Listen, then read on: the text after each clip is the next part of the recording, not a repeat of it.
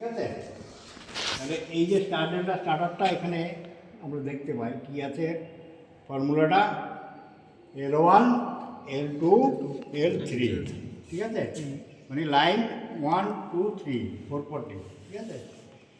এখানে দেখো A1 এর সঙ্গে কী আছে A1 B2, টুর সঙ্গে আছে B1 C2 আর L3 সঙ্গে আছে C1 A2। এবার এটা যখন আমি এখানে করবো কানেকশানটা দেখো, এই যে দেখো বলেছিলাম না এই যে তার কানেকশান হয়, শর্টিং কানেকশানটা হয়, এই যে জায়গাটা দেখো এইগুলো সব এক, এই দেখো ঠিক আছে।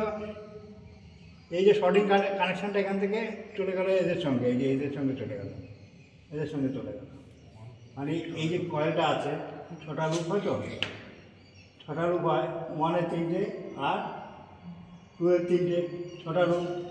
ছটা লুপ যখনই হবে ওটাকে যখন স্টারে আমরা দেবো, স্টার হয়ে গেলে তখন একটা সিরিজ কানেকশান হবে, মানে 3টে লুপ এক আর 3টে লুপ আলাদা, তখন এটা স্টার হয়ে গেল।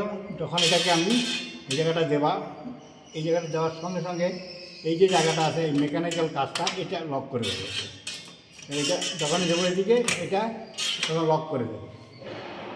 লক করলে কী হবে, এই যে হ্যান্ডেলটা এখানে আছে তো এটা এখানে ধরে রাখবে, এই জায়গাটা লক হয়ে থাকবে, এই জায়গাটা লক হয়ে থাকবে এই জায়গাটা, ঠিক আছে।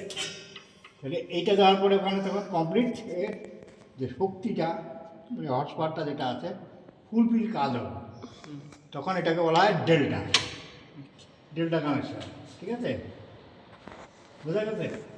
তাহলে প্রথমে দিলাম স্টার, তারপরে দিলাম ডেল্টা দিলেই আমার ফুলফিল যে কানেকশানটা আমার করা আছে, মোটরের যে হর্স পাওয়ার আছে, যেই অ্যাম্পিয়ারটা আছে পুরোটা আমি তখন দেখতে পাবো, যে ভোল্টমিটারে ভোল্টেজ দেখতে পাবো, অ্যাম্পিয়ার দেখতে পাবো, ঠিক আছে।